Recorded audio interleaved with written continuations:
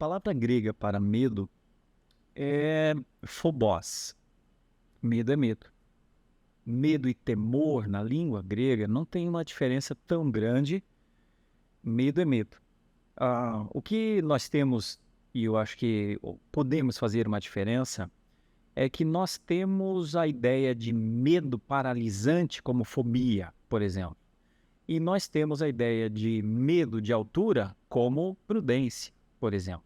Então, é prudente ter medo de altura, mas não é necessário ter fobia de elevador.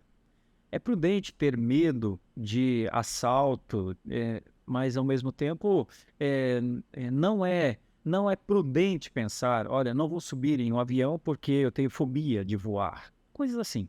Então, na língua portuguesa, nós talvez tenhamos alguma diferença entre medo, pavor, paralisia, desconcerto, o medo tão grande que a mão treme, que a garganta falha, que a gente sua, do medo em relação à proteção à vida, em relação ao cuidado. Então, muitas vezes nós perdemos esse senso diante de Deus. Medo, Deus não requer que nós tenhamos medo dele, nesse sentido. A luz de Deus não é para nos cegar, a luz de Deus é para nos iluminar. Então, se nós ficarmos paralisados diante de Deus, de medo diante de Deus, provavelmente nós também não seremos bons discipuladores, não seremos bons evangelistas, porque nós estamos travados diante de Deus. Esse medo, esse pavor, Deus nunca requereu do seu povo, a não ser quando, em algumas circunstâncias, a ordem era tácita, o pecado era alguma coisa terrível e eles tinham de parar. Então sim, aí era como se Deus usasse de toda a sua força, a sua argumentação para que o povo parasse. E eles paravam por causa do medo. Mas na lida com o seu povo, Deus trabalha muito com a questão de temer. O temor, ele se aproxima muito da honra. Quem teme a Deus, o princípio da sabedoria é o temor a Deus. Temor ao Senhor é o princípio da sabedoria. Quem teme ao Senhor, honra.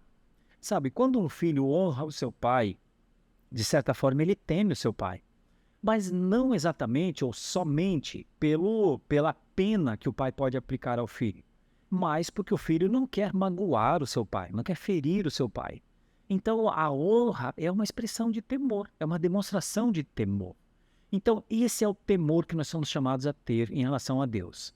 Vejam só, existem coisas que o temor nos deveria levar a um cuidado maior. Por exemplo, a reverência no culto. Olha, quem teme a Deus é reverente no culto. Agora, quem não teme ao Senhor provavelmente cometerá um outro problema, será irreverente, agirá de maneira imprudente para com o Senhor. Nós temos, dentro do temor ao Senhor, nós temos de nos lembrar que o Senhor é fogo consumidor.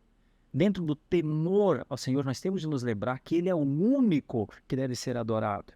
Então, todas as vezes que nós praticarmos idolatrias, pensando, o Senhor não é tão rígido na sua palavra, provavelmente é porque nós não estejamos temendo ao Senhor. Porque quem teme ao Senhor jamais colocará ou se dobrará diante de um outro Deus.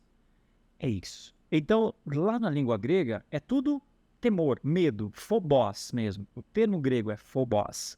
Mas